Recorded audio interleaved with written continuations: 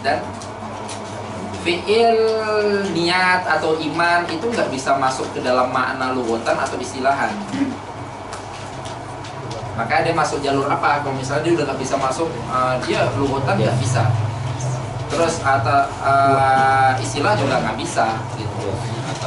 Berarti sebagaimana saat masuknya mubah ke dalam tasamuh.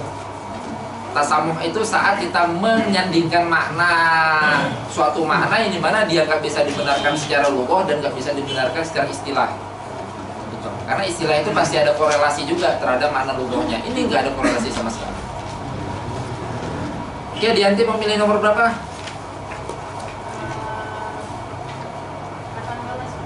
18. Zaini. Padahal kita kan loh. Gampang kan?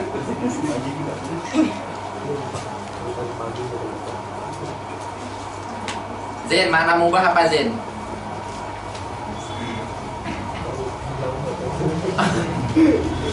Makna mubah apa?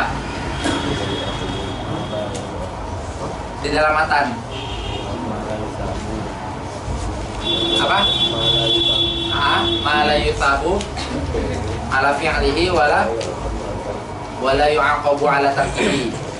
Sepakat ya, itu makna mubah di matan kalian ya? Iya enggak? Oke. Kira-kira orang yang mencuri itu yusabu ala fi'lihi enggak, Jen? Orang yang mencuri itu yusabu ala fi'lihi enggak? Enggak ya? Berarti memenuhi kata la yusabu ala fi'lihi ya? Iya kan? Terus kira-kira dia yu'aqabu ala tarkihi enggak mencuri itu? Enggak. Berarti mencuri mubah dong. Karena dia la yuthabu ala fi'lihi wa la yu'aqabu ala tarkihi. Aywa, apa itu? Aywa. Aywa, ahsan. Berarti enggak ya. Jazir mau nomor berapa? Ya bingung deh, nyari-nyari yang ini berapa ya gitu. Nyari siapa Zin? 19. 19. Sayyidah Umi Kulsum. Ya. Ini kalau ini bisa ini kok. Kalau nggak jauh-jauh kok dari yang pernah saya kasih. Ya memang semua yang saya kasih semua.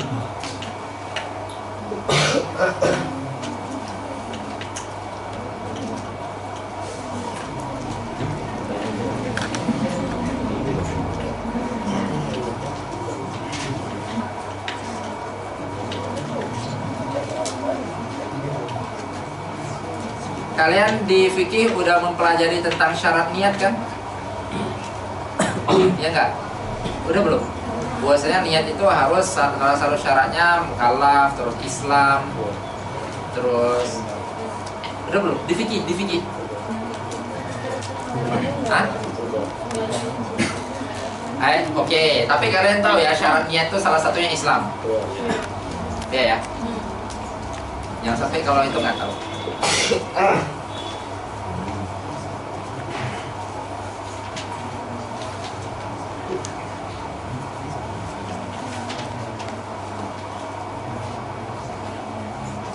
Oke, Umi. Di sini dikatakan bahwasanya al-kuffar mufattabun bi furu'i syariah. Tapi kita mengetahui bahwasanya di dalam fikih sendiri syaratnya harus Islam. Berarti ya mereka untuk melakukan furu' syariah itu ya harus Islam kan, karena harus berniat. Itu kira-kira terjadi ta'arud ya antara usul fikih sama fikih? Dan gimana penyelesaiannya? Soalnya ada masalah lain yang mengatakan kalau kopi itu nggak kotor. Oke, kita menggunakan madhab yang mukhatab. Dengan tetap menggunakan mazhab yang mukhatab, apakah ta'arud dengan fikihnya? Ini mazhab-mazhab orang yang di fikih mengatakan bahwasanya dalam niat diwajibkan Islam. Kira-kira terjadi ta'arud ya antara kaul kaidah di dalam usul dengan fikihnya?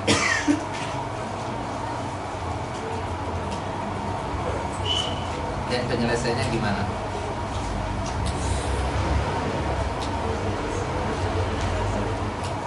Gimana Umi?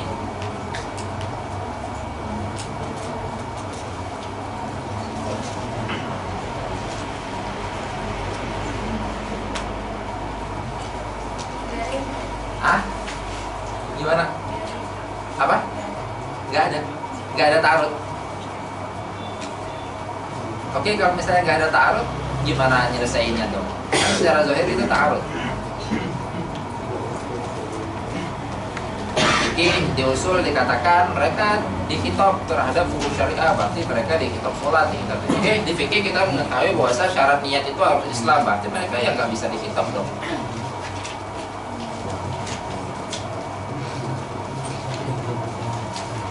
Itu gimana yang Umi pahami di situ?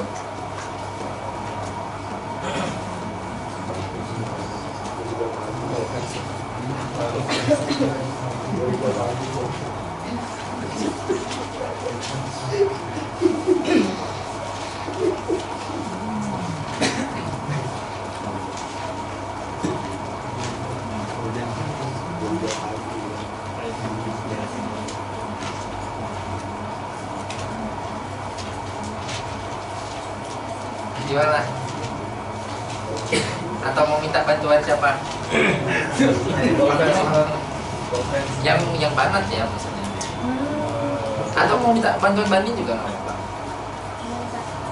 Wardah, Wardah bisa nggak menyelesaikannya? Iya. Emang? Iya nggak ada taruh. Terus gimana penyelesaiannya?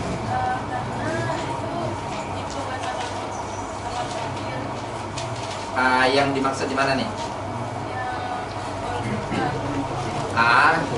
Ya, betul.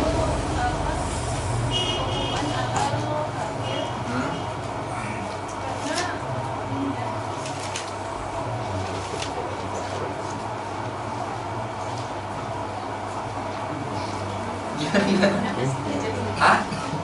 Hikop tadi itu benar. Hikop ala kafir karena apa?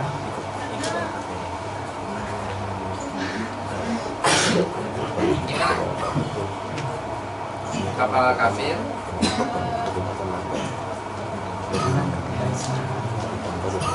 Ya, kafir kenapa diikop?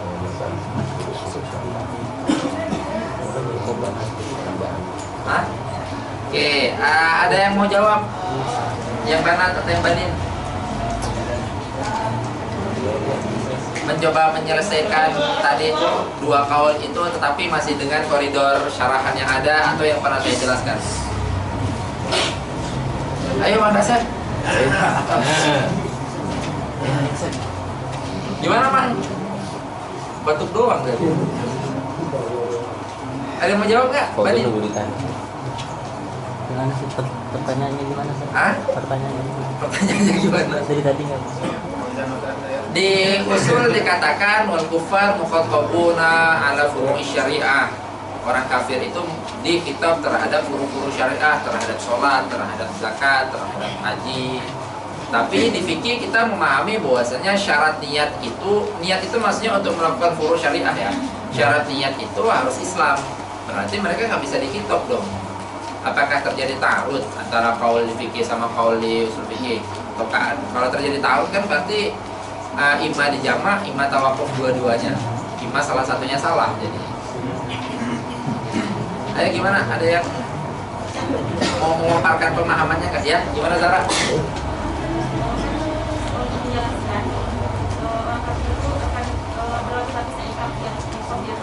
Ya. Nah, kalau dalam Islam dia nggak dikenai azab lagi karena kalau dia akan dikenai tetap dikenai azab dia nggak masuk Islam. Terus analoginya sama yang Buddhis. ya. Yang Buddhis itu dia dikenai juga kitab salat tapi dia tersebutnya. Oke. Ada tambahan nggak? Atau udah sampai situ? Oke, ahsan. Berarti yang dimaksud mukhatabun itu adalah mu'aqabun gitu. Bukan dikatakan mukhatabun dalam artian diwajibkan gitu, tetapi mereka kena athar dari meninggalkan, bukan kena perintah untuk melakukan. Karena kalau kita katakan mereka khitab dalam artian perintah untuk melakukan, mereka nggak bisa melakukan gitu. Itu dikatakan mu'aqabun. Oke, Umi mau pilih nomor berapa? 15. Ah? 15. Mang Iqbal. Mang Iqbal langsung tahu kayaknya dia tuh apa gitu. Kayaknya pasti udah hafal nomor nih kalau kena aduh udah gitu semua ya.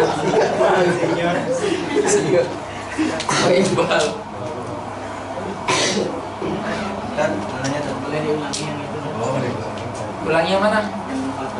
Jadi Itu bukannya sudah saya dijelaskan saat di penjelasan itu ya? Ya. Mukhotob yang dimaksud tuh jadi mu'aqqab.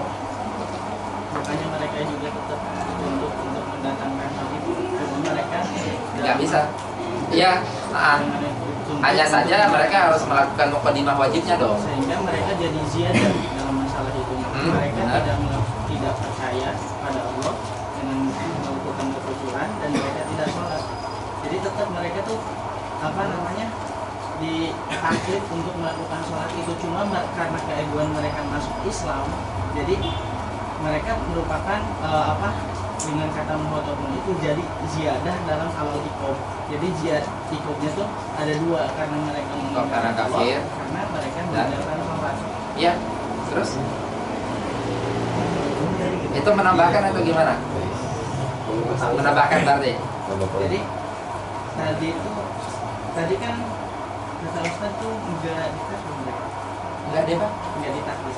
Enggak ditaklif dalam artian dalam keadaan kekafiran mereka gitu. Mereka tidak mungkin ditaklif untuk sholat.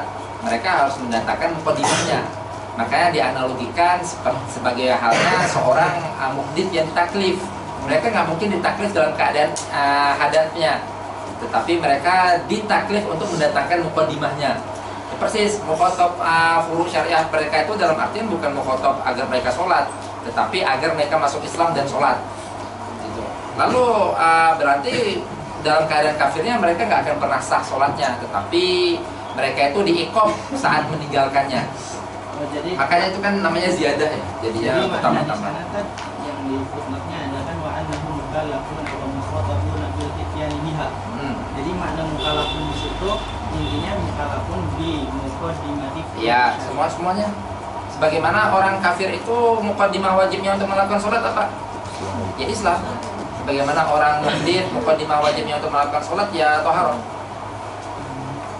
Oke, Mang Iqbal. Senyorita.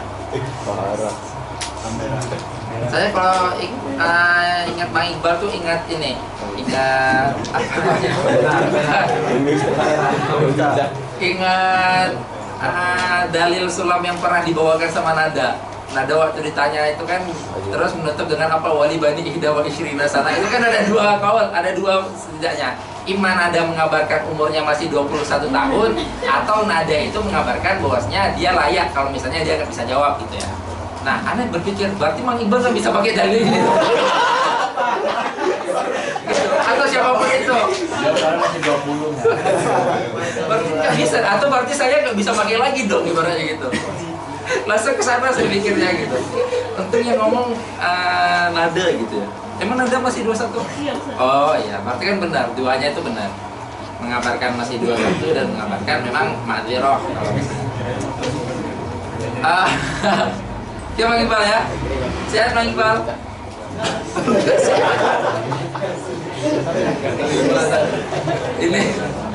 Ini berarti sepanjang majelis baru sekali ini terdengar suara Mang Iqbal di dalam kamera.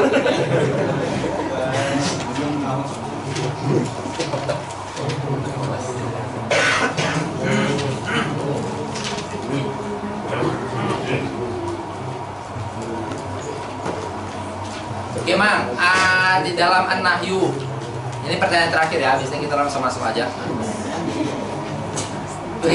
Yang badan udah merasa aman gitu. Tapi tadi berawal di Banin ya? Iya. Oh, harusnya berakhir di Banan. Iya. Kalau Pak Iqbal jawab dulu baru. Coba. Pertanyaan di dalam An-Nahyu di akhir-akhir disebutkan bahwasannya An-Nahyu yadullu ala fasadil manhi anhu. Itu maksudnya gimana, Mang?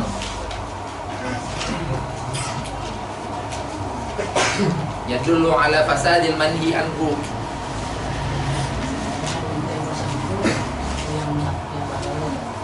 Gimana?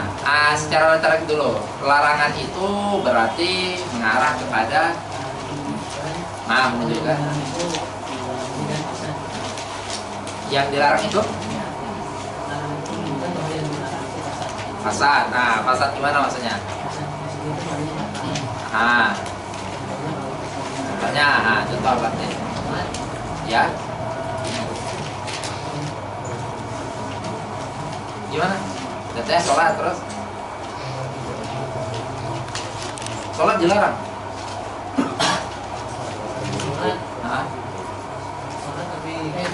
Oke, sholat tapi haid. Kebalik, haid tapi sholat gitu. Sholat tapi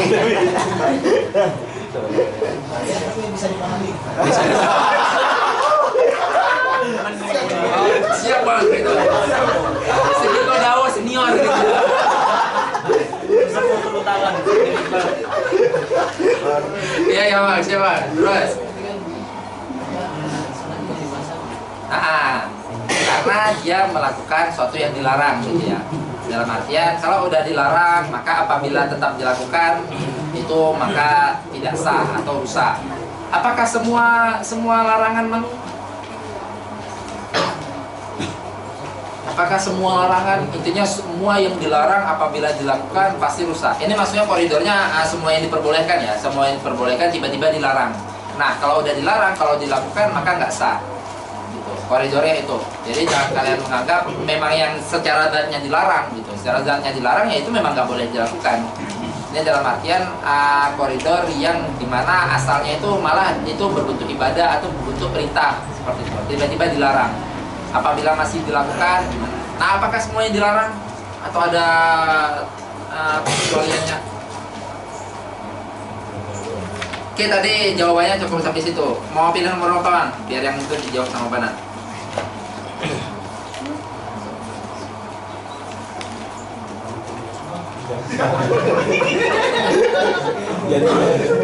Ah? 10? Berapa? 20. Siti Abida tahu kayaknya. Oh iya. Itu sambungan jawaban tadi. Apakah semua yang dilarang itu bakal nggak sah apabila dilakukan atau gimana?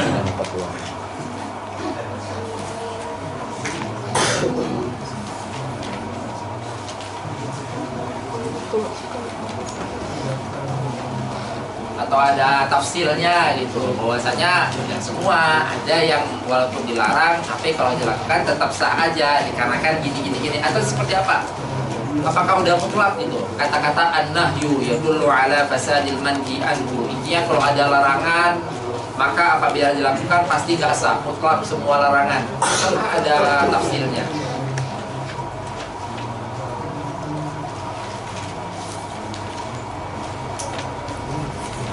Gimana sih catatannya? Oh, lagi nyusun tabir. Berarti udah dapat jawabannya ya? Guru juga.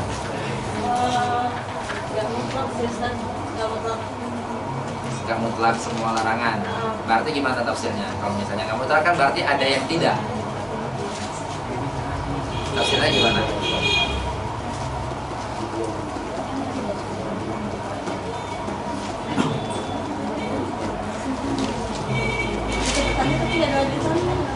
Ada catatannya nggak ada lanjutannya? Dia catatan teman berarti.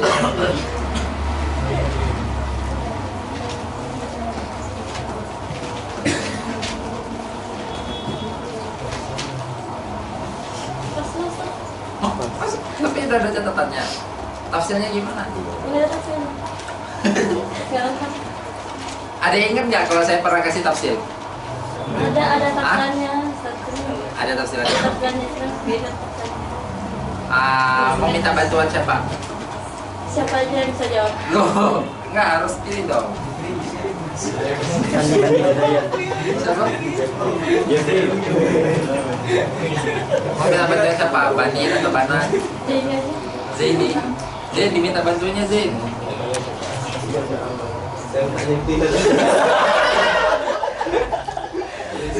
Kok jadinya ke Zain sih?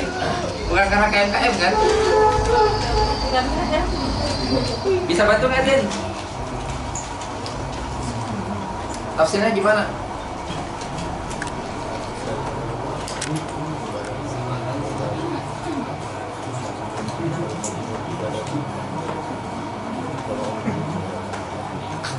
itu masalah yang nggak ada di syarah Imam Khattab, dan itu permasalahan yang ada di dalam syarah Imam Mahali, dan saya bawa ke sini dalam artian biar kalian nggak memahami semua pelarangan tanpa ada kecualian itu akan menghasilkan kerusakan apabila dilakukan larangan itu. Gitu. Makanya saya perlu waktu itu saya rasa perlu saya kasih tafsir.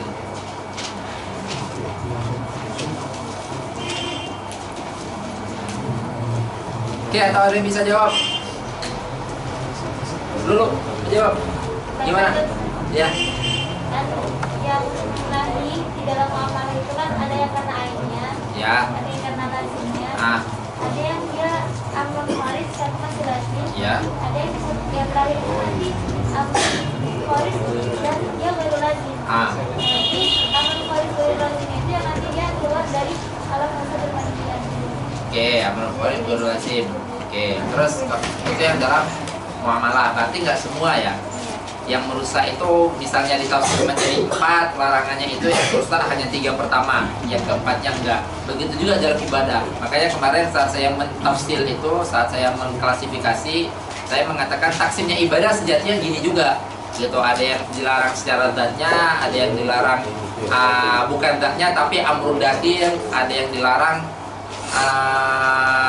amrun kharij, bukan amrun dakhil, amrun kharij tapi melazimi, ada yang dilarang amrun kharij dan tidak melazimi. Nah, yang merusak itu hanya 3 pertama.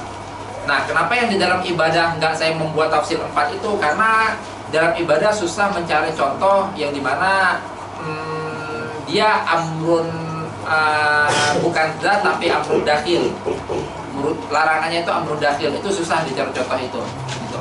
Nah, beberapa mencontohkan beberapa ada yang mentaksimkan 4 itu, tetapi mencontohkan yang sesuatu yang dakhil itu seperti halnya misal orang yang sholat tetapi nanti dalam rukunya pasti ada yang gak sah gitu. Dia sholat, mulai sholat, saat dia mulai itu sah-sah, saat dia mulai itu semuanya aman gitu. Tetapi sholatnya dia itu melazimi, bukan melazimi ya, maksudnya di dalam rukunnya nanti, berarti bukan sholat secara keseluruhannya, tetapi di dalam rukunnya nanti pasti ada yang nggak sah gitu, menghasilkan seperti itu. Nah, itu dikatakan itu dilarang bukan karena sholatnya, tetapi karena amrun dakhilnya. Ada yang bisa kasih gambaran nggak gimana tuh maksudnya? Dia sholat yang dilarang bukan sholatnya, tetapi karena nanti salah satu rukunnya pasti ada yang nggak sah kalau misalnya dia mulai sholat.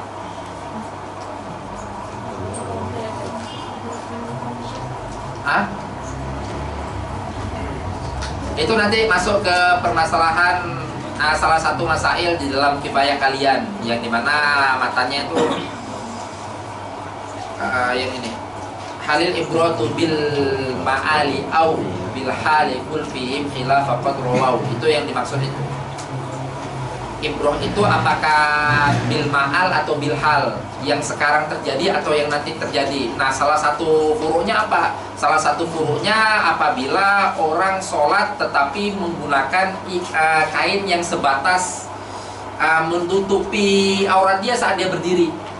Nanti saat dia ruku pasti terbuka auratnya gitu. Nah, itu nanti ibrohnya apakah dia udah dilarang dari awal, ataukah dia, maksudnya dilarang dari awal itu apakah udah nggak sah dari awal, atau mulai nggak sahnya itu saat terbuka gitu.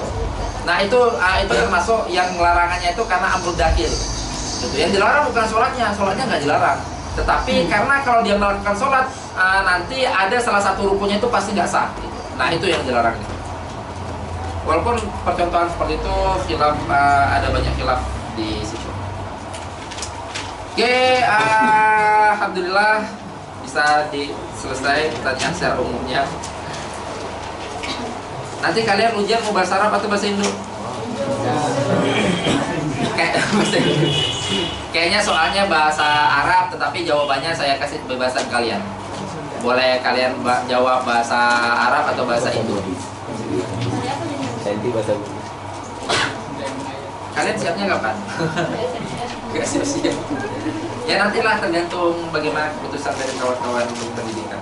Karena kalau misalnya ujian daras itu kan dia nggak kayak ujian matan. Ujian matan tuh memang langsung udah selesai itu langsung diujiankan. Daras nggak. dan pasti diberi waktu kalian. Nah, kenapa saya kasih pilihan? Karena yang saya butuhkan itu pemahaman kalian. Jadi kalau kalian merasa lebih nyaman untuk mentakbirkan pemahaman dengan bahasa Indonesia, ya ahlan.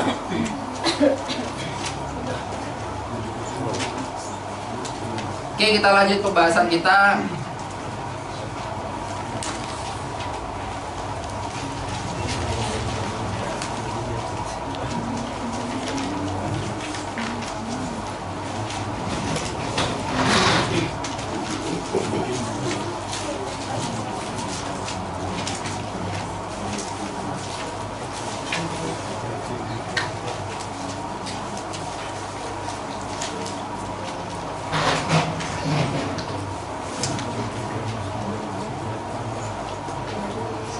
Kita lanjut pembahasan kita ya.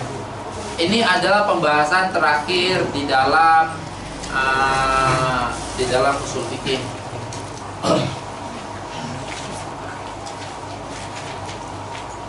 Kalian udah mengetahui 3 poin besar usul fikih ya.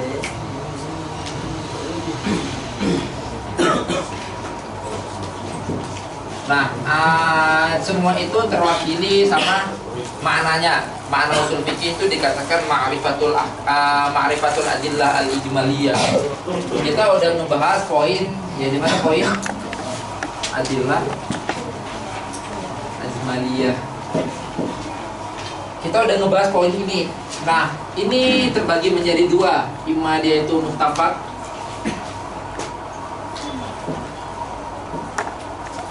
muttafaq atau kita udah ngebahas yang muttafaqnya, yaitu 4 yang pertama. Yang tartibnya itu pasti tartib secara takamul, yaitu Al-Quran, Sunnah, Ijma' dan Qiyas. Kita udah ngebahas yang muttafaqnya. Di sela-sela ini kita ngebahas ada pembahasan ta'arud, walaupun pembahasan itu hanya memberi clue aja, dalam artian ini sejatinya pembahasannya nanti setelah ijtihad. Karena setelah kita membahas secara muttafaqnya dan mukhtalafnya, baru kita ngebahas tentang bagaimana kalau terjadi ta'arud di dalam ini dan bagaimana mentarjihnya. Itu adalah poin di dalam mana apa?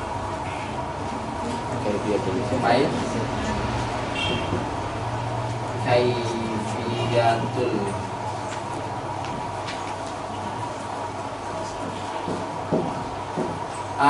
kaifiyatul istifadah, yang mana ini masuk ke dalamnya at-ta'arud wa tarjih. Ini juga udah kita bahas ya. Mukhtalafnya ada berapa kita bahas dalam sini? Apa aja? Sama hukum asal. Karena hukum asal itu sendiri masih mukhtalaf gitu. Ada yang mengatakan hukum asal kalau nggak ada apa-apa itu apakah haram ataukah ibahah. Nah, kaifiyatul istifadah juga udah kita ngebahas, sehingga pembahasan kita terakhir di sini adalah al-mustafid. Al-mustafid yang dimana di sini masuk ke dalam hukum-hukum mustahid dan hukum-hukum mufti, hukum-hukum muqallid, hukum-hukum mustafti. Nah, nanti di sini saat ada kata-kata mufti, berarti yang dimaksud itu adalah mustahid. Walaupun kita memahami bahwasanya mustahid itu kita udah memahami juga bahwasanya yang dimaksud mustahid itu adalah mustahid fil fikih itlakan. Itu juga pernah saya sampaikan sebelumnya, dalam artian secara lugawi mustahid itu maknanya umum kan. Yang penting seorang yang beristihad. Misal dia mustahid dalam ilmu matematika dikatakan mustahid, dia istihad dalam ilmu biologi dikatakan mustahid. Tetapi di dalam syara kita, di dalam syariat kita, kalau ada kata-kata mustahid itu kalau diitlaqkan mustahid maka dibawakan kepada al-fuqaha gitu. Makanya itu salah satu pembahasan di dalam apa kemarin yang maksud katakan bahwasanya itu adalah fuqaha. Ijma' dikatakan ulama itu juga umum kan. Ulama itu juga alim, yang penting orang yang berilmu. Dia alim dalam ini dikatakan alim, jamaknya juga ulama. Tapi saat dikatakan ulama yang dimaksud adalah fuqaha. Nah, begitu juga di sini. Nanti dikatakan mufti itu adalah mustahid, walaupun kita memahami bahwasanya mustahid itu lebih umum daripada mufti. Mustahid itu lebih umum daripada mufti. Mustahid yang fuqaha ya, kita mengatakan mustahid yang fuqaha itu lebih umum daripada mufti. Gambarannya seperti apa? Gambarannya adalah misal ada orang yang sampai kepada darajat ijtihad atau sampai kepada darajat mustahid, tetapi dia tidak berfatwa. Tidak berfatwa dalam artian imma dia nanti keburu meninggal atau imma dia nanti nggak dimintai fatwanya, seperti itu. Tetapi seorang mufti udah pasti mustahid. Itu seorang mufti itu udah pasti orang yang udah sampai derajat ijtihad, udah sampai derajat mustahid. Nah, ini pembahasan terakhir, faslun fil ijtihad wa taqlid.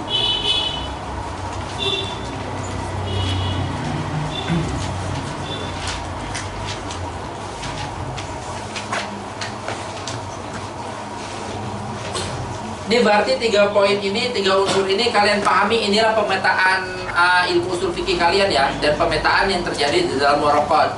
Terus nanti misalnya ada pembahasan yang tidak masuk 3 unsur ini, berarti itu imam muqaddimah ya di awal-awalnya, imam muqaddimah untuk seluruh pembahasan atau imam muqaddimah untuk subbab-subbab pembahasannya gitu. Tetapi inti pembahasannya ini, imma adilah ijmaliyah, imma kaifiyatul istifadah, atau imma hal mustafid. Apabila kita menemukan yang nggak mencakup ini, oh berarti muqaddimah-muqaddimahnya.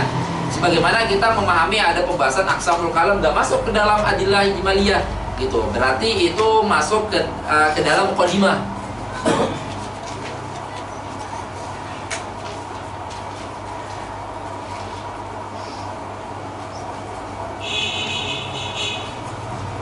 Beliau mengatakan walamma faragha minal kalami 'anil adillati syar'a yatakallamu 'alal ijtihad fadzakara syurutal mustahid. Setelah selesai membahas tentang adillah dan juga setelah selesai membahas tentang kaifiyah bagaimana istifadah dari adillah. Nah, kenapa kaifiyah istifadah dari adillah itu adalah pembahasan ta'arud sama tarjih? Karena adillah itu mentok-mentoknya menghasilkan dhon. Mentok-mentoknya menghasilkan dhon dikarenakan dalil kita itu adalah sesuatu yang berbentuk lafaz. Dan lafaz itu kalau kita mau mengatakan atau kalau kita mau sampai ke darajat qata', kita harus memastikan 10 hal. Yang itu nanti kalian akan temukan di pembahasan di kitab-kitab mutawassitin, di kitab-kitab lanjutan. Salah satunya apa? Salah satunya memastikan lafaz itu tidak ada majaz. Itu sangat susah.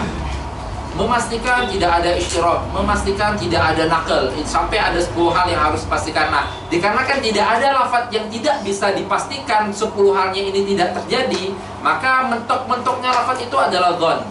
Itu mentok-mentoknya adalah lafaz itu adalah dhon. Maka adalah lafaz itu nggak pernah bisa menghasilkan qat'i. Lalu di sini dibahas tentang syarat mustahid, wa min syartil mufti. Nah, di sini yang dimaksud mufti itu apa? Mustahid. Walaupun kita memahami bahwasanya mufti itu lebih akhas daripada mustahid, karena mustahid itu bisa jadi tidak mufti, tidak berfatwa maksudnya. Wa min syartil mufti wa huwa al mustahid, dimaknakan kata-kata mufti ayyakuna aliman bil fiqhi aslan wa far'an khilafan wa madhhaban. Sebelumnya kita memahami bahwasanya yang dimaksud fikih itu apa? Fikih itu kan furu'nya kan? Dan usul fikih ini adalah usulnya. Terus kenapa tiba-tiba ada muncul kata-kata aliman bil fikhi aslan wa far'an? Seakan-akan kita memahami, seakan-akan bahwasanya fikih itu terbagi menjadi 2, imma itu usul, imma itu furu' gitu. Padahal fikih itu ya furu'nya itu. Paham ya? Maksudnya, berarti kan ada iskal di situ. Ada iskal, makanya nanti diselesaikan iskalnya di dalam syarah. Berarti di situ terdapat iskal karena dikatakan aliman bil fiqhi.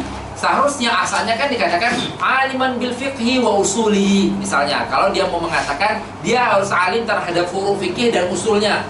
Gitu. Berarti kata-katanya aliman bil fiqhi wa usulihi gitu. Tetapi di sini enggak. Di sini kata-kata beliau aliman bil fiqhi aslan wa far'an. Berarti seakan-akan fikih itu terbagi menjadi usul dan terbagi menjadi furu'. Padahal fikih itu ya furu'nya itu sendiri. Paham ya? Maksudnya iskalnya di mana? Muskilahnya.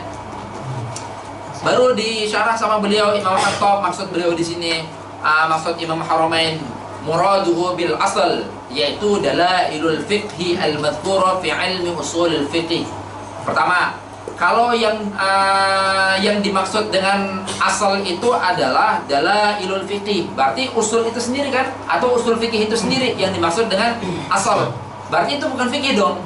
Seperti itu, paham nggak? Iya. Berarti itu bukan fikih. Lalu kita memasukkan usul itu ke dalam fikih, berarti nggak ada jalur, baik itu lughatan atau istilah, nggak ada jalur. Berarti jalurnya adalah tasamuh ujung-ujungnya, gitu. Kita memasukkan lah fikih ya fikih, usul ya usul, gitu.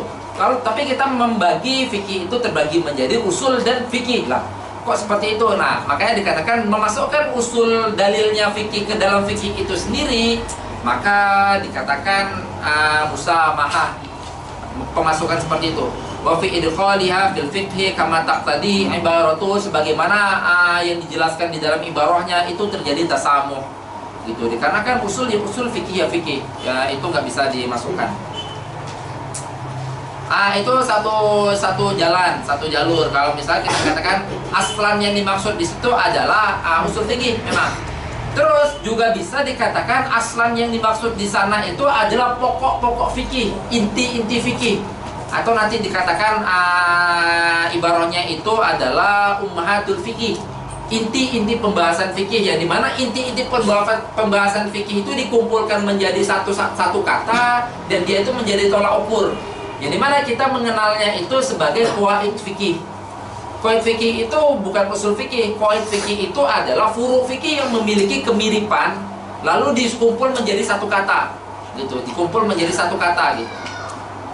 Nah, itu juga dikatakan asal. Asal dalam artian apa? Makanya sampai nanti kalian kalau membahas qawaid fikih di awal-awal di mukadimahnya pasti ada pembahasan tentang khilaf ulama saat menjadikan qawaid fikih itu apakah bisa dijadikan sebagai dalil atau tidak.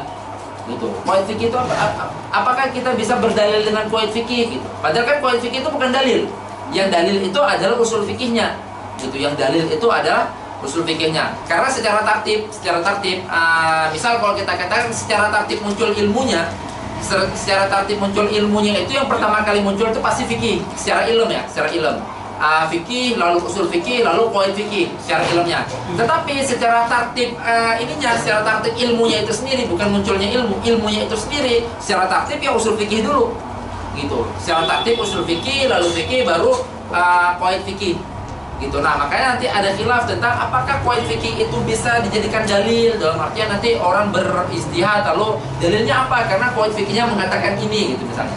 Apakah bisa seperti itu atau tidak? Itu pembahasannya di dalam mukadimah qawaid fikih. Nah, itu jalur kedua. Kalau kita mengatakan bahwasanya asal di sini bukan usul fikih, karena yang ini adalah asal pembagian dari fikih, dan qawaid fikih itu adalah fikih itu sendiri. Gitu. Qawaid fikih itu adalah furu-furu fikih yang dikumpulkan karena ada kemiripan pembahasan, gitu. Maka kan furu fikih itu kan misal qawaid fikih itu kan satu kaidah, udah itu kan furunya banyak, gitu. Dikatakan al-istihad la yuqadu bil istihad, gitu misalnya. Itu kan furunya banyak. Contohnya pembahasan ini. Itu semua furu yang banyak itu berkumpul dalam apa? Bermuara dalam apa? Bermuara dalam kata-kata al-istihad, tidak bisa dibatalkan dengan istihad.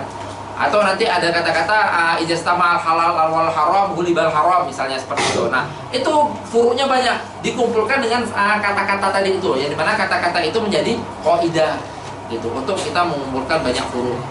Sejatinya qawaid fikih itu ya furu fikih itu sendiri. Nah, itu jalan yang kedua. Berarti kita nggak memasukkan asal di sini adalah usul fikih. Karena kalau kita memasukkan asal itu adalah usul fikih, berarti kita memasukkan itu dari jalan tasamuh.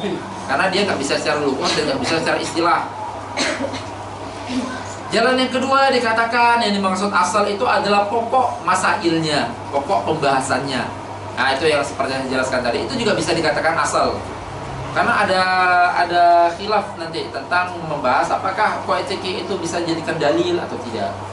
Sebagaimana yang kalian ketahui bahwasanya salah satu makna daripada asal itu apa? Salah satu makna dari asal yaitu dalil. Iya kan? Saat kita ngebahas awal asal itu imma dalil, atau asal itu adalah yang ada di dalam qiyas itu juga asal namanya. Banyak makna asal itu. Nah, selanjutnya dikatakan wa yahtamilu annahu yuridu bil asal ummahatul masail.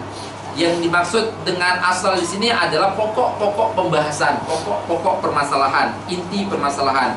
Allati hiya kal qawaid wa yatafarra'u 'alaiha ghayruha.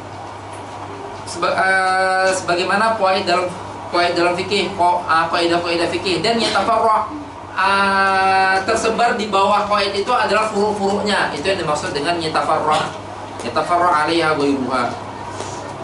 Tetapi kalau misalnya kita mengatakan al-asal di situ adalah qaid fikih, berarti kita melewati fikih dong, melewati usul fikih dong jadinya. Paham nggak? Kalau kita mengatakan al-asal di situ adalah qaid fikih, berarti kita melewati bahwasanya syarat si mufti itu harus mengetahui usul fikih, padahal itu inti. Padahal inti seorang mufti atau inti seorang mujtahid harus tahu usul fikih. Paham ya? Nah, dijelaskan penyelesaiannya.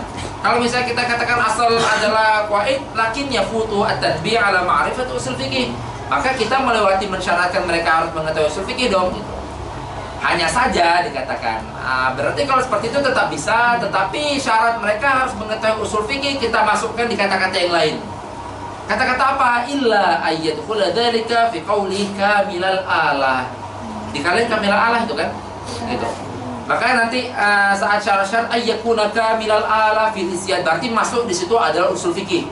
Kalau kita mau mengatakan bahwasanya aslan wa far'an di sini adalah qaid fikih dan fikih itu sendiri, berarti usul fikih masuk ke dalam kata-kata kamilal alah. Jelas ya? Wa muradu bil fara', yang dimaksud dengan fara' ya jelas, yaitu fikih itu sendiri. Al-masail al-mudawwana fi kutubil fiqih, yang dimaksud dengan fara' itu ya fikih itu sendiri, furu' itu sendiri. Wa muradu bil khilaf, yang dimaksud dengan khilaf adalah al-masail al-mukhtalaf fiha bainal ulama, bukan al-masail al-muttafaq, berarti al-mukhtalaf fiha. Kenapa seorang mujtahid itu wajib mengetahui khilaf di dalam madhab agar dia saat berijtihad, atau kenapa seorang mufti itu wajib mengetahui khilaf di dalam madhab agar dia saat memberi fatwa dia nggak keluar daripada khilaf itu? Paham nggak? Dia nggak keluar daripada khilaf itu. Misal khilafnya itu hanya antara dua, antara boleh sama tidak boleh misalnya khilafnya, berarti dia nggak keluar dari antara dua itu. Imam keluar itu maksud apa? Keluar qaul ketiga, boleh dalam tafsir misalnya, tidak boleh dalam tafsir, itu berarti keluar dari khilaf yang ada. Nah makanya seorang mujtahid atau seorang mufti harus tahu khilaf dalam madhab, gitu. Harus tahu khilaf dalam madhab. Karena kalau misalnya dia nggak tahu, dikhawatirkan dia nanti akan beristihad, atau dikhawatirkan dia nanti akan berfatwa dengan keluar dari koridor khilaf. Kalau dia keluar dari koridor khilaf, berarti dia keluar dari ijma'. Ijma' apa? Ijma' terhadap khilaf ulama yang sebelumnya. Misal sebelumnya terdapat khilaf antara dua, berarti seakan itu terjadi ijma'. Ijma' apa? Ijma' bahwasanya ulama itu khilaf terhadap dua hal. Paham ya? Yang dimana kalau keluar daripada koridor khilaf itu berarti dia keluar daripada ijma' yang terjadi gitu. Ijma' ulama bahwasanya khilafnya hanya dua. Paham ya? Walaupun kita memahami bahwasanya yang dimaksud ijma' itu adalah terdapat terhadap satu qaul gitu. Tetapi kalau kita memahami bahwasanya ulama itu khilafnya ya udah di antara dua ini aja, berarti itu seakan terjadi ijma' di situ. Ijma' bahwasanya khilaf ulama hanya dua. Tapi kalau dia nggak mengetahui khilaf itu, dikhawatirkan terjadi dia itu berfatwa atau berijtihad keluar dari koridor itu. Berarti dia mengingkari ijma' jadinya, atau berlawanan dengan ijma', menyalahi ijma'. Nah itu nanti akan beliau sebut di sini. Yang dimaksud bil khilaf yaitu al-masail al-mukhtalaf fiha bainal ulama. Itu wajib diketahui oleh seorang mufti atau diketahui oleh seorang mujtahid. Harus mengetahui khilafnya ulama itu sebatas apa sampai apa. Nah, terus yang dimaksud dengan madhab di sini adalah ma yastaqirru alaihi ra'yuhu. Madhab itu berarti kalau misalnya dia itu adalah mujtahid mutlak, maka yang dimaksud madhab itu adalah istihad dia di dalam mazhab tersebut, gitu. Atau istihad dia di dalam ra'yun dia, di dalam kesimpulan dia. Itu yang dimaksud dengan madhab. Tetapi kalau yang dimaksud mujtahid di situ adalah mujtahid muqayyad, maka yang dimaksud adalah ra'yun imamnya. Yang dimaksud madhab. Berarti dia harus tahu, misalnya khilaf antar mazhab sama selain mazhab dia, tapi dia harus tahu kaul mazhab dia itu apa. Gitu. Jangan kita cuma tahu khilafnya aja, tapi dia nggak tahu kaul mazhabnya apa. Gitu. Wal muradu bil madhab ma yastaqiru alaihi ra'yu hadha in humila 'ala al-mujtahid al-mutlaq. Karena kita nanti ngebagi mustahid itu ada mustahid mutlak, ada mustahid muqayyad. Nah, mustahid muqayyad itu imam mustahid madhab atau mustahid fatwa. Yang penting dia itu udah ditakkid dalam qaul imamnya. Nah, kalau misalnya mustahid mutlak, maka yang dimaksud mazhab itu adalah ma yastaqiru alaihi ra'yuhu, yaitu apa yang menjadi ijtihad dia atau apa yang menjadi ra'yu dia itu adalah mazhabnya. Tetapi kalau kita membawa mustahid itu adalah mustahid muqayyad, maka yang dimaksud dengan madhab itu adalah ma yastaqiru alaihi ra'yu imamihi, yang dimana itu yang diistiqrar, yang dikeluarkan dari ra'yun imamnya gitu. Berarti kalau imamnya, pendapat resmi imamnya gitu maksudnya ya. Ra'yu imamnya itu lebih kepada pendapat resmi imamnya. Walaupun kita di dalam mazhab itu banyak ya kaul ya, banyak kaul ini, tapi setidaknya kita mengetahui pendapat resmi imam kita apa gitu. Terlepas nanti kita beristihad dalam artian misalnya dia punya istihad yang berbeda dengan imamnya itu terlepas itu. Yang penting dia mengetahui pendapat resmi dari imamnya itu apa gitu. Nah, ini baru dijelaskan tentang faedah mengetahui khilaf yang saya jelaskan tadi. Wa faidatu ma'rifatil khilaf liyadhhabu ila qaulin minhu. Agar faedah mengetahui khilaf dalam mazhab itu agar dia saat beristihad atau dia saat berfatwa dia tidak keluar dari koridor khilaf gitu. Misal khilafnya 2, berarti dia nggak sampai mengatakan qaul ketiga, atau khilafnya terhadap 3 qaul dia nggak mengatakan qaul keempat. Itu faedah dia mengetahui khilaf gitu. Karena khilafnya para ulama maksudnya terbatasnya khilaf para ulama. Misal khilaf para ulama itu hanya terdapat terhadap 3 qaul aja, berarti itu seakan 3 qaul itu adalah ijma'nya ulama terhadap khilafnya itu hanya 3. Paham ya? Jadi mana kalau kita keluar dari 3 ini berarti kita menyalahi ijma' jadinya, atau kita menyelisih ijma'. Itu ijma' yang ulama sebelumnya. Khilafnya ulama aja antara 3, kok bisa tiba-tiba muncul qaul yang keempat misalnya. Nah gitu, makanya pentingnya mengetahui khilaf madhab. Nah, itu dikatakan wa faidatu ma'rifatil khilafi liyadhhaba ila qaulin minhu wala yakhruju anhu bi ihdathi qaulin akhar, sehingga dia tidak keluar daripada qaul yang ada, atau dia tidak keluar daripada qaul ketiga. Kalau misalnya khilafnya hanya 2 qaul. Kalau misalnya khilafnya hanya ada 3 qaul, maka dia tidak keluar kepada qaul yang keempat. Itu fungsional mengetahui khilaf dalam madhab. Karena kenapa? Karena kalau misalnya dia keluar daripada khilaf yang ada, nah ini kata-katanya li'anna fihi kharqan li ijma'i man qablahu. Karena kalau misalnya dia keluar daripada khilaf yang ada, maka dia itu kharqan menyelisih ijma' yang ada. Ijma' apa? Ijma' terhadap khilafnya hanya 2. Itu ijma' gitu. Ulama aja mengatakan khilafnya hanya 2, atau ulama mengatakan khilafnya hanya 3 gitu. Tiba-tiba dia mengatakan qaul keempat, berarti dia menyalahi ijma' gitu. Ini jangan kalian artikan ijma' yang pembahasan sebelumnya ya. Ini ijma' secara nggak langsung maksudnya. Haitsu lam yadhhabu ila dzalikal qaul, yang dimana ijma' sebelumnya atau para ulama sebelumnya nggak pernah menyimpulkan atau nggak pernah beristihad, mengeluarkan istihad kepada qaul yang ini, qaul yang lain ini, qaul yang keluar daripada khilaf. Oke ya, paham ya? Terus selanjutnya wa min syartil mufti aidan, salah satu syarat mufti itu adalah ayyakuna kaminal alati fil ijtihad. Yang dimaksud itu adalah atau dikatakan syarat mufti juga, yaitu dia itu harus kamil alah. Nah, nanti di sini ada 2 pembahasan. 2 pembahasannya, yaitu kalau misalnya kita maksudkan kamil alah fil ijtihad ini adalah kecerdasannya para ulama, itu adalah syarat, maka kata-kata setelahnya arifan apa dan seterusnya itu arifan bima yahtaju ilaihi fi istinbatil ahkam, atau yang setelahnya itu adalah pembahasan lain.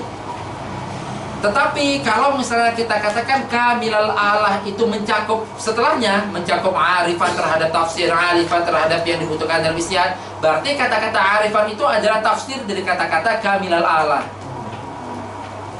Paham ya perbedaannya ya? Itu yang nanti yang dijelaskan di dalam syarah. Karena bisa jadi yang dimaksud kamilal alah tuh yang pertama yang dibilang tadi, atau yang dimaksud yang kedua yang dibilang. Maka dikatakan wa yahtamilu ayyurida bi kalamil ala sihhatud dhihn wa judatul faham ba'dahu.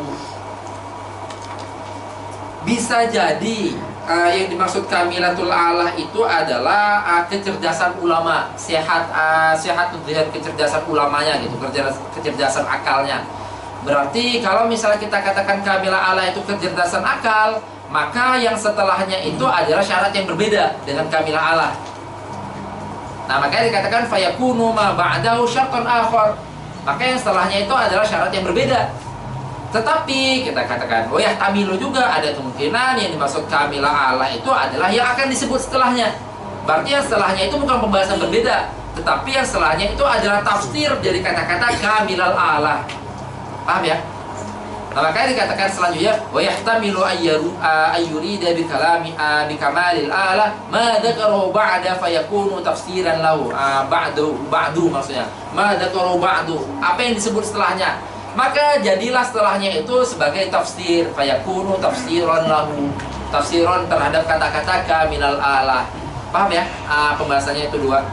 Berarti ihtimalnya dua, iman kamilal alah itu kecerdasan para ulama, atau kamilal alah itu ya apa yang akan ditafsirkan ke depannya. Kalau yang dimaksud kamilal alah itu adalah kecerdasan para ulama, maka kata-kata di depan itu adalah syarat yang berbeda. Nah, apa yang kata-kata di depannya itu qawlu arifan bima yuhtaju bihi bima yuhtaju ilaihi fi istinbatil ahkam. Seorang mufti itu harus mengetahui apa-apa saja yang dia butuhkan dalam mengistinbatkan ahkam. Apa-apa aja alatnya itu. Nah, ini minan nahwi wal fiqhi wa ma'rifatir rijal. Ini kata-kata di matan ya? Di matan enggak?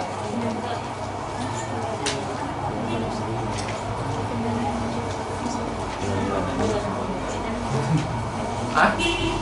Iya, Di hafalan kalian ada kata-kata ini enggak? Ada nggak? Berarti kata-kata di matan tuh. Kan arifan bima yuhtaju bi ilaihi istinbatil ahkam. Apakah langsung wa tafsiril ayah? Di hafalan kalian? Ada ini juga kan? Iya. Berarti tanda kurungnya nggak selesai di situ dong. Sampai ma'rifatir rijal ya. Kayaknya gitu. Yang dimaksud kalau misalnya ini terlepas kita mengatakan ini apakah tafsiran dari kamilal alah atau ini syarat yang berbeda. Yang penting setelah ini kita ngebahas tentang arifan bima yuhtaju ilaihi fi istinbatil ahkam. Yang penting itu. Tapi kalau di matanya itu luduh ini nahwi wal fiqh. Kalau di sini nahwi wal fiqh. Oh yes. Berarti ini menggunakan matan yang berbeda. Oke, apa yang dibutuhkan di dalam istinbat ahkam? Yang dibutuhkan itu adalah nahwu, terus mengetahui fikih. Jelas untuk istinbat ahkam itu kita harus mengetahui ininya, fikihnya itu sendiri. Minan nahwi wal fiqh wa ma'rifatir rijal.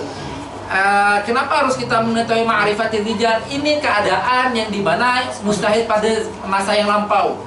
Masa lampau yang dimana dulu hadis itu belum dikodifikasi sedemikian rupa, ilmu hadis ya maksudnya, ilmu hadis atau hadis beserta riwayat-riwayatnya itu belum dibukukan sedemikian rupa, sehingga seorang mujtahid itu harus dia itu memiliki kemampuan dalam meriwayatkan juga, dan dia itu harus memiliki kemampuan dalam mengetahui hal-hal rijal, sehingga saat dia meriwayatkan suatu hadis dia nggak sembarangan mengambil bahwasanya ini saya mengambil tetapi ternyata dalam rijalnya atau dalam rawinya terdapat masalah gitu. Makanya bahasanya apa? Bahasanya mustahid yang terdahulu, apalagi empat imam itu ya, 4 imam yang terdahulu itu sangat kaliber yang bukan main-main ibaratnya. Semuanya itu sendiri gitu. Semuanya itu sendiri. Beliau itu saat memutuskan fikih keluar hadisnya itu hadis riwayatnya sendiri gitu. Hadis yang beliau kumpulkan sendiri gitu. Terus saat mengeluarkan fikih menggunakan kaidahnya itu kaidah yang beliau keluarkan sendiri. Itu saking udah mustahid mutlak banget gitu, udah mustahid yang dimana beliau itu mengeluarkan kaidah sendiri. Nah ini ada syarat ma'rifatir rijal ini dalam koridor pembahasan seorang mustahid yang di masa lampau gitu, seorang mustahid yang zaman itu. Makanya ini kan zamannya Imam Haramain itu kan tahun 400-an ya, 400-an yang dimana itu walaupun udah ada Imam Bukhari sama Imam Muslim, tetapi pengkodifikasian hadis yang sahih itu belum semasif sekarang gitu. Dalam artian saat itu masih ada Imam Nasai, masih ada Imam Tirmidzi gitu saat itu. Sehingga hadis sahih itu dalam kutubus sittah lah misalnya seperti yang sekarang itu belum ada saat dulu. Sehingga seorang mujtahid itu harus dia mengetahui sendiri ahwal rijal dari hadis yang dia riwayatkan. Gitu. Itu saking bedanya kaliber mujtahid terdahulu sama mujtahid yang sekarang. Nah, itu dikatakan wa ma'rifatir rijal ar-rawina lil hadits liya'khudha bi riwayatil maqbul minhum duna majruh, agar dia mengambil riwayat-riwayat orang yang dapat diterima maqbul tanpa dia mengambil dari orang-orang yang dijarah dunal majruh, tanpa dia mengambil dari riwayat orang yang jarah. Makanya dia harus mengetahui ma'rifatur rijal terhadap hadis yang dia keluarkan.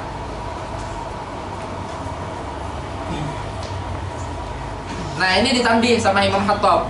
Kata-kata ini, maksudnya syarat ini ya, syarat tentang ma'rifatul rijal ya. Wa idza akhadha al-ahadits min al-kutub allati iltazama musannifuha takhrij as-sahih. Kalau misalnya dia mengambil hadis dari kitab-kitab yang udah masyhur gitu, udah masyhur kesahihannya gitu, udah masyhur kesahihannya, maka nggak disyaratkan lagi harus ma'rifatul rijal seorang mustahidnya.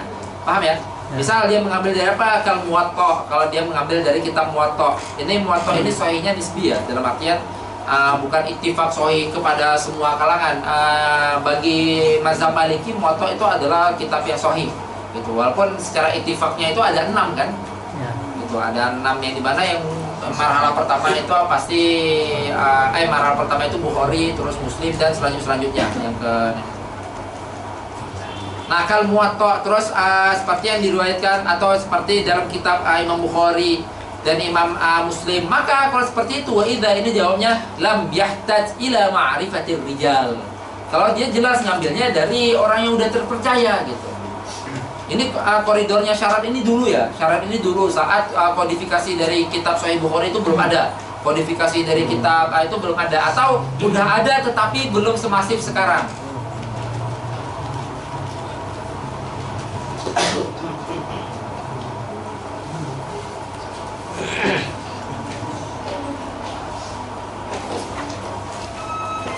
Oke, kita lanjut. Terus wa'arifan ini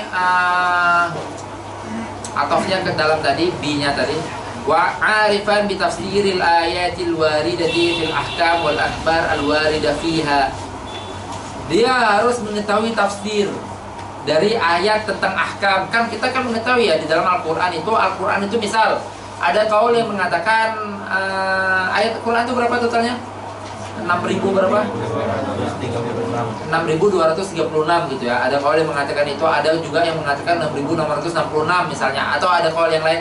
Tapi dari sekian ayat itu yang ayat ahkamnya cuma beberapa gitu. Bahkan nggak sampai 1.000. Ayat ahkamnya itu cuma beberapa. Nah, seorang mufti itu harus mengetahui tafsir dari ayat ahkam ini, tafsirnya loh. Gitu. Tafsir dari ayat ahkam. Apakah disyaratkan harus hafal? Enggak. Gitu. Seorang mufti atau seorang mujtahid itu harus mengetahui tafsir dari ayat ahkam dan juga mengetahui tafsir dari hadis ahkam. Maka kita mengetahui hadis itu ada hadis ahkam, yang dimana hadis yang menceritakan tentang ahkam, gitu, menceritakan tentang ahkam, bukan menceritakan tentang qasas, cerita-cerita atau menceritakan tentang umat terdahulu, enggak, tetapi menceritakan tentang ahkam. Maka itu terkumpul dalam hadis ahkam. Salah satu itu kan yang Umdatul Ahkam itu mengumpulkan hadis ahkam. Nah, ala kulli hal seorang mufti itu harus mengetahui tafsir dari ayat ahkam dan tafsir dari hadis ahkam. Agar apa? Liwafiqa dzalika fi ijtihadihi wa la yukhalifuhu. Agar sesuai dengan ijtihadnya kalau dia beristihad dalam ahkam. Karena seorang mufti ini kan seorang fuqaha. Ya, di mana dia kalau istihad pasti beristihad dalam ahkam. Gitu, dalam ahkam. Dia itu nggak beristihad dalam selain ahkam. Nggak beristihad kalau misalnya bayar rumah mati lampu gimana listriknya gitu. Nggak beristihad dalam itu, tetapi beristihad dalam hukum-hukum fikih aja.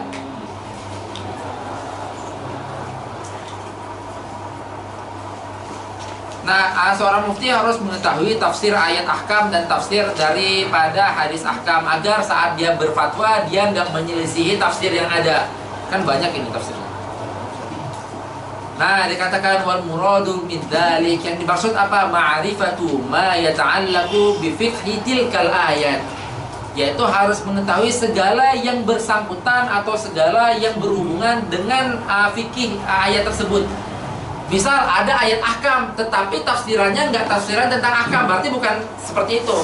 Tetapi harus ayat ahkam dan tafsirannya tentang ahkam, gitu. Yang tafsirannya tentang ahkam. Misal kita menemukan ada ayat ahkam, tapi tafsirannya nanti membahas hal yang lain, gitu. Membahas tentang nuzul Quran, nuzul ayatnya, atau membahas tentang kisah ayat ini diturunkan, bukan harus mengetahui tafsir yang itu, tetapi semua tafsir yang berkaitan dengan ahkam. Maka dikatakan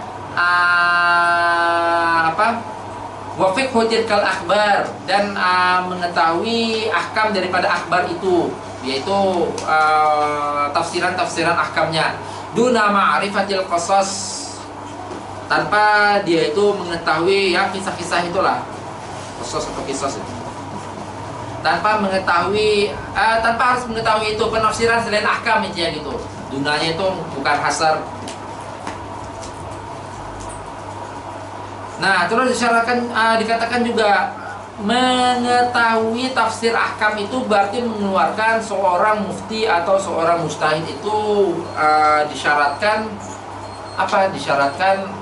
hafiz Quran gitu. Ini bukan artian kita ini ya, bukan artian bahasanya, bukan artian menyepelekan gitu ya, bukan.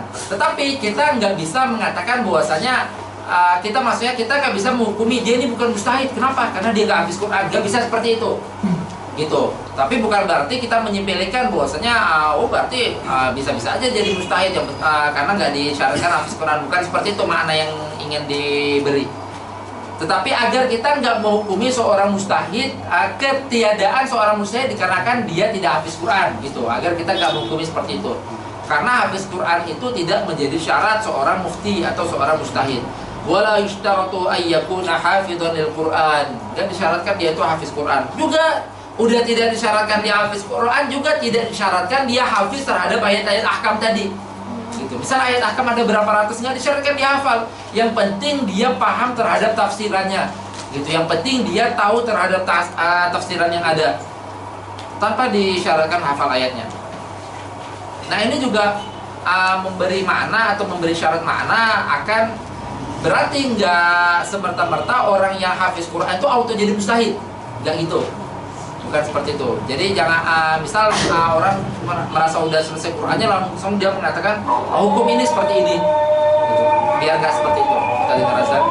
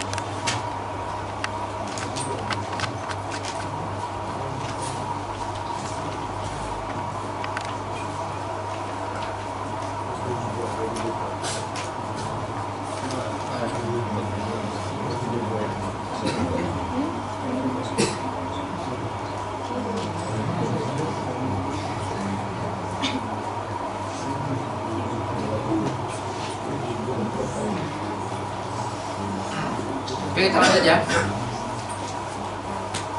Sampai kata-kata wala yushtaratu ayyakuna hafidhon lil Qur'an.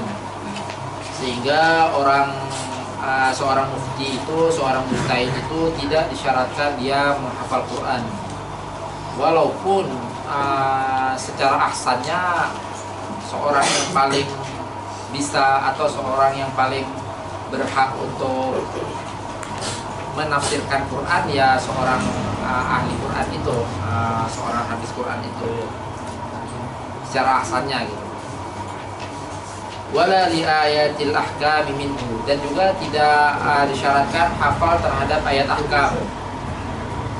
Wala muhyitan bil ahadits wal athar al warida fil ahkam, dan juga tidak disyaratkan menghafal hadis ahkam tadi itu, hadis athar yang yang berkaitan dengan ahkam, enggak disyaratkan itu juga. Terus Imam Syafi'i berkata, itu tadi pembahasannya gitu ya. Pembahasannya bahwasanya jangan kita mengambil kesimpulan wah berarti seorang mustahil itu enteng dong nggak disyaratkan hafal Quran. Bukan itu makna yang ingin disampaikan. Tetapi makna yang ingin disampaikan adalah kita nggak bisa menghukumi seorang bukan mustahil karena dia tidak hafal Quran. Nah gitu.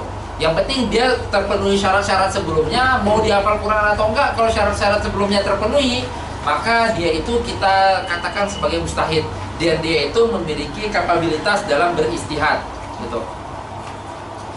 Nah, qala Syafi'i radhiyallahu an, Imam Syafi'i bahkan pernah berkata, la tastami'us sunan kulluha 'inda ahad. Imam Syafi'i itu mengatakan bahwasanya semua sunnah hadis ya maksudnya, semua hadis itu nggak akan mungkin berkumpul di satu orang. Dalam artian satu orang itu nggak mungkin menghafal semua hadis yang pernah disampaikan oleh Rasul, gitu. Siapapun dikatakan, walaupun imam ini itu nggak mungkin seperti itu, karena kan semua saling melengkapi. Misal kita mendapati kutub sita atau kutub tis'ah, kita pasti mendapati antara kutub itu ada yang tidak ada di kutub lain, gitu. Dalam itu memberikan makna bahwasanya satu orang itu semua hadis Nabi nggak mungkin ada yang mengetahuinya, satu orang yang mengetahuinya gitu. La tastami'u as-sunan kulluha 'inda ahad. Ini bukan berarti memberikan makna sekarang ya. Kalau sekarang kita mengatakan mungkin aja gitu. Kita punya PDF-nya semua gitu. Ya bukan seperti itu maksudnya. Maksudnya itu sekelas Imam Bukhari misalnya, dia udah meriwayatkan apa, itu juga nggak mencakup seluruh hadis Nabi. Sekelas Imam Muslim, sekelas Imam Syafi'i misalnya, atau sekelas Imam Hambali, dia udah mengumpulkan ribuan hadis, tapi itu juga nggak mencakup seluruh perkataan Nabi, gitu maksudnya. Bukan yang ngumpulin ke dalam kitab. Nanti jangan merasa wah saya udah ngumpulin semua, udah punya maknas misalnya. Ya bukan gitu juga. La tastami'u sunan kulluha 'inda ahad gitu kan. Saya punya maknas berarti ada istimewa sunan di dalam saya. Apalagi saya udah punya PDF-nya gitu. La tastami'u sunan kulluha 'inda ahad. Fal murad yang dimaksud apa? Ayyakuna 'aliman bi jumlatin minal ahadits al-waridah fil ahkam al-masyhurah. Yang dimaksud aliman terhadap hadis tadi itu apa? Bi jumlatil ahadits al-waridah fil ahkam al-masyhurah inda ahli al-ilm. Berarti yang dimaksud itu adalah mengetahui hadis ahkam yang masyhur gitu. Mengetahui itu walaupun dia tidak mengetahui seluruhnya, karena bisa jadi ada beberapa yang belum diriwayatkan. Ini yang dimaksud zaman dulu ya, bukan sekarang yang dimana pengumpulan hadis itu udah baku gitu. Inda alil mu'aliman bi fiqhiha wala yushtaratu ay ya'rifa al-ahadits al-gharibah. Juga nggak disyaratkan dia mengetahui hadis gharib. Yang disyaratkan hanya dia mengetahui hadis yang berkaitan dengan ahkam. Udah gitu, maksudnya mengetahui tafsirnya ya, bukan disyaratkan menghafal. Dia mengetahui hadisnya dan mengetahui tafsirnya, udah itu aja. Nggak disyaratkan dia harus mengetahui hadis yang gharib-gharib, hadis beserta tafsirnya juga nggak disyaratkan. Hadisnya aja tidak disyaratkan, apalagi tafsirnya. Wala yushtaratu ay ya'rifa al-ahadits al-gharibah wala tafsir gharibil hadits. Juga tidak disyaratkan mengetahui tafsir daripada hadis-hadis yang gharib ini tadi. Wa in kana, walaupun dikatakan wa in kana ma'rifatu dzalika tuziduhu tamkinan. Walaupun dia mengetahui gharib hadis, dia mengetahui hadis-hadis yang gharib, dia mengetahui tafsirannya, itu menambah kekuatan dia dalam beristidlal gitu. menambah kematangan dia, menambah tamkin dia gitu, menambah kekuatan dia dalam beristihad.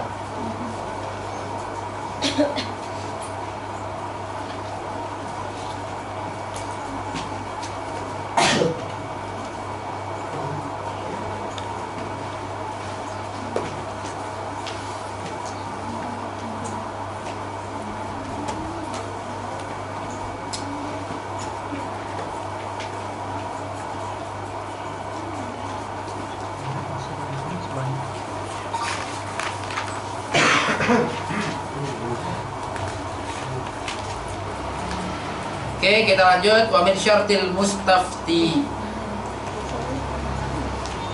Mustafti ini siapa? Mustafti itu adalah orang yang meminta fatwa. Orang yang jadi gini, jadi nanti secara pembahasannya seorang itu hanya dibagi dua, mustahid sama muqallid gitu ya. Intinya muqallid itu sealim apapun, kalau dia itu belum bisa beristihad maka dia masih dikatakan muqallid gitu. Jadi mana seorang yang mustahid itu adalah seorang yang berkumpul syarat-syarat istihad di situ. Maka nanti saat dikatakan muqallid itu apa? Ahli taklid itu apa? Yang bukan ahli istihad. Berarti itu kan hasilnya hasil apa? Hasil akli. Mustahid itu adalah seorang ahli istihad, muqallid itu adalah seorang yang bukan ahli istihad. Udah, selesai. Gitu. Berarti sealim apapun kalau dia itu belum bisa beristihad, maka dia tidak dikatakan sebagai mustahid. Gitu. Koridornya gitu di sini. Wa min syartil mustafti ayyakuna min ahli taklid. Seorang yang berfatwa, seorang yang meminta fatwa atau seorang yang meminta istihad itu harus seorang yang muqallid. Karena kenapa? Seorang mustahid atau seorang mufti itu nggak boleh istifta.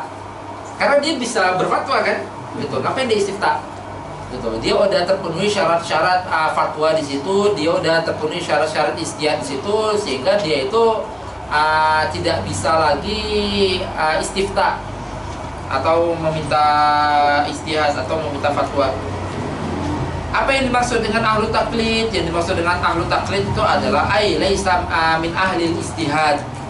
Berarti mustahid itu muqallid itu ya yang bukan mustahid, dan mustahid itu ya yang bukan muqallid, kan gitu jadinya. Hanya dua. Laisa min ahli istihad likaunihi lam yastami' fihi syurutuhu. Karena seorang yang muqallid ini tadi berarti sealim apapun ya. Sealim apapun itu maksudnya sebanyak apapun dia mengetahui dalil, tetapi dia nggak tahu wajud dilalahnya. Gitu. Dia nggak mengetahui kenapa dalil ini menjadi dalil terhadap permasalahan ini, atau kenapa permasalahan ini keluar gitu. Bagaimana prosesnya seperti itu, sehingga dia nggak bisa mandiri dalam mengeluarkan ahkam. Nah, itu dikatakan dia masih tetap dikatakan muqallid. Likauni lam yastami' fihi syurutuhu, karena belum terpenuhi syarat-syarat mufti atau syarat-syarat mustahid. Fayuqallidul muftiya ay al mustahid.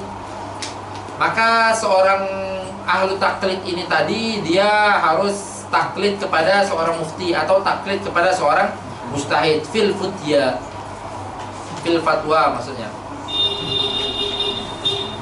Nah, dari kata-kata fayuqallidul mufti ini ada dua isyarat setidaknya dikatakan.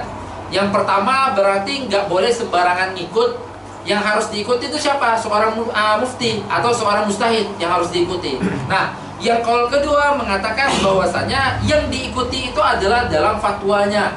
Nggak boleh mengikuti dalam selain fatwa. Apa itu selain fatwa? Amalnya.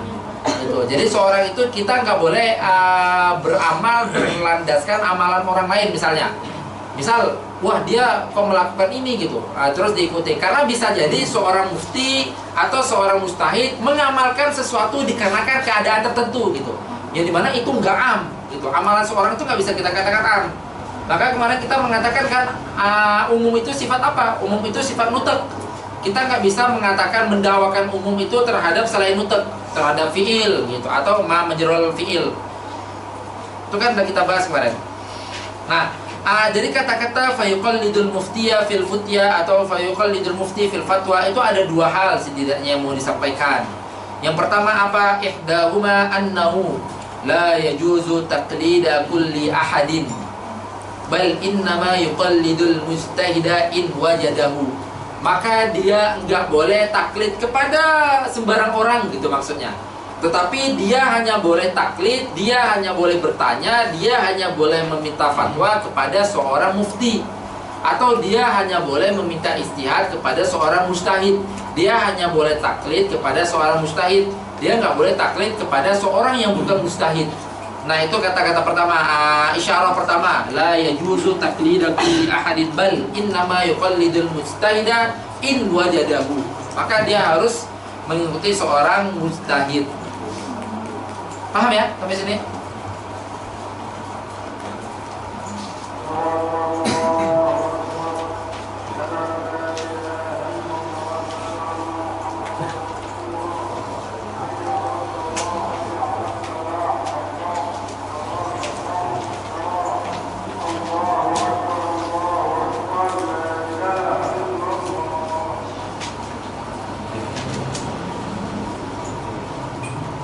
Oke, selanjutnya isyarah kedua apa dikatakan? Isyarah kedua adalah wathani annahu la yajuzu annahu innama yuqalliduhu fil fatwa. Itu isyarah kedua dari kata-kata fayuqallidul mufti fil fatwa. Pertama yang harus ditaklid itu hanyalah seorang mufti. Yang kedua yang ditaklid dari mufti itu hanyalah fatwanya. Gitu. Nggak boleh ditaklid amalnya. Karena kenapa gitu? Nah makanya dikatakan sih wathani annahu innama yuqalliduhu fil fatwa atau fil futya wala yuqalliduhu fil af'al. Dan dia nggak boleh taklid kepada af'alnya seorang mufti gitu. Karena bisa jadi mufti itu melakukan af'al sesuatu karena keadaan sesuatu yang dimana itu nggak menyeluruh kepada semuanya gitu, nggak menyeluruh kepada. Terkadang orang itu menfatwakan sesuatu tapi dia melakukan sesuatu yang lain gitu karena pertimbangan yang berbeda atau karena keadaan yang berbeda. Banyak kalau kita dapati seperti itu. Nah dikatakan walau ro'a al-jahilu al-alima, kalau misalnya seorang jahil itu melihat seorang alim yaf'alu fi'lan lam yajuz lahu taqlidu yaf'alu fi'lan, dikatakan kalau misalnya seorang jahil atau seorang awam lah kita katakan ya. Kalau seorang awam itu melihat seorang alim melakukan sesuatu, maka seorang awam itu nggak boleh serta-merta mengikutinya. Gitu, nggak boleh serta-merta mengikutinya sampai dia bertanya kepada seorang alim itu tadi. Gitu. Begitu juga beberapa permasalahan yang kita dapatkan kejadian di masa sahabat kan seperti itu. Sahabat itu dia semua yang dilakukan Nabi langsung diikuti. Tetapi ada beberapa kan ditanbih sama Nabi. Gitu. Ini walaupun ini kalian jangan ikuti ini, kalau ada beberapa yang itu ditanbih sama Nabi. Gitu. Dikarenakan itu hak af'al maksusoh pada Nabi saja, mereka nggak boleh gitu misalnya. Nah begitu juga kejadiannya antara orang awam atau masyarakat umum dengan seorang alim. Maka kalau misalnya kita melihat seorang alim melakukan sesuatu, kita nggak boleh langsung serta-merta mengikutinya, kecuali kita menanyakan kepada mufti tersebut atau kita menanyakan kepada alim tersebut. Bisa jadi dia melakukan itu dalam keadaan itu, tetapi itu nggak menyeluruh kepada semua keadaan orang. Nah itu yang dimaksud falau ro'a al-jahilu al-alima yaf'alu fi'lan lam yajuz lahu taqliduhu fi hatta yas'alahu, sampai dia menanyakan kepada alim tersebut. Jadi nggak boleh kalau misalnya dia melihat seorang alim apa misalnya beramal apa gitu, nggak boleh langsung auto diikutin. Karena bisa jadi itu hanya khususnya dia aja gitu. Orang-orang tirakat misalnya, orang-orang memiliki ajian tertentu, misalnya seorang alim dia memiliki amalan tertentu langsung ikut aja, nggak bisa. Harus tanyai apakah boleh diikuti, apakah pokoknya ditanyai tentang dasarnya, tentang kenapa dilakukan itu. Karena kenapa dikatakan id la'allahu fa'alahu, karena bisa jadi seorang alim itu melakukan sesuatu li amrin lam yazhar lil muqallid, karena bisa jadi seorang alim itu melakukan sesuatu terhadap perkara yang itu belum jelas kepada seorang muqallid ini tadi gitu. Sehingga bagi seorang muqallid itu nggak boleh melakukan itu, misal seperti itu.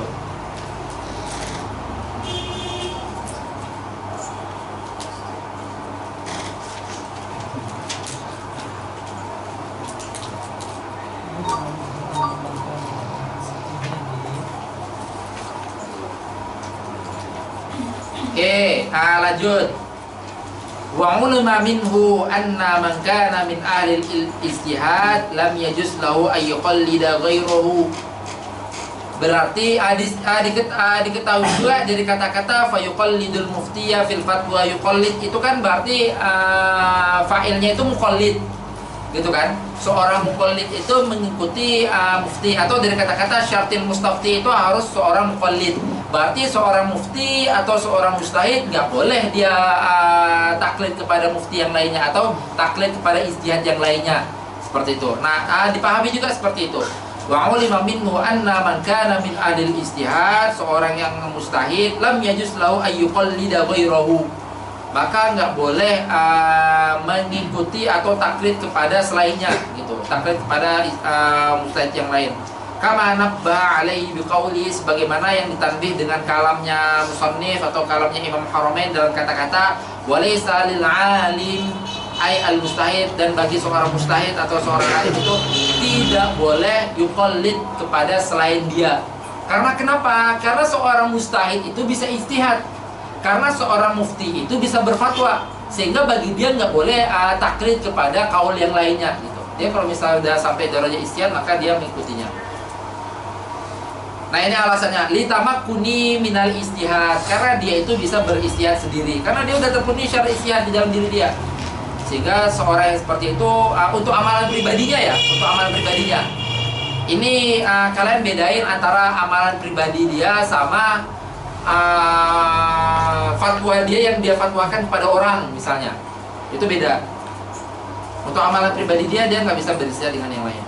Nah, nanti mujtahid itu sendiri kan ada pembagiannya, ada mujtahid mutlak, ada mujtahid muqayyad. Nah, nanti mujtahid muqayyad itu ada pembahasannya di depannya nanti. Walaysa lil alim ay al mustahid ay yuqallida ghairahu. Seorang alim, seorang mujtahid itu tidak boleh taklid kepada selainnya. Jadi tamakkuni minal ijtihad, karena dia itu bisa beristihad dengan sendirinya. Hada huwas sahih. Itu berarti qaul sahih. Muqabil sahih itu apa?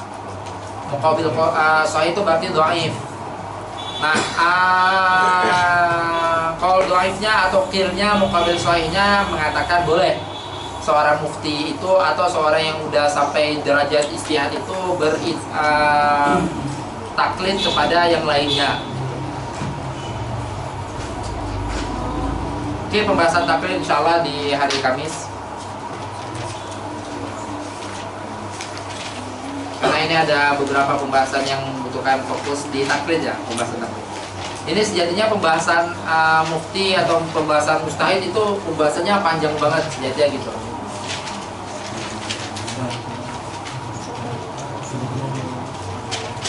Begitu juga saat membahas muqallid, banyak masail yang kita temukan. Itu nanti kawan-kawan syariah tingkat 4 itu setengah muqarrar tingkat 4-nya itu misalnya muqarrarnya 400 halaman, 200 halaman aja ngebahas mujtahid. Itu panjang banget pembahasan ini ya. Seperti qiyas dalam itu kan panjang banget pembahasan qiyas itu dalam syariah itu di dalam muqarrar kalian. Pembahasan qiyas, pembahasan dan lainnya itu panjang-panjang pembahasannya. Karena masailnya banyak. Belum nanti iskal atau belum nanti ikhtilaf mazhabnya.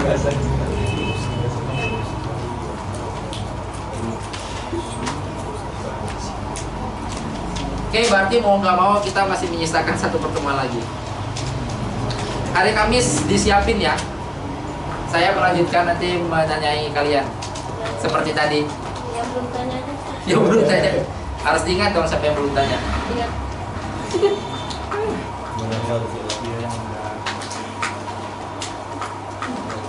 Oke, kita sudahi yang perjumpaan hari ini. Kafaratul majlis.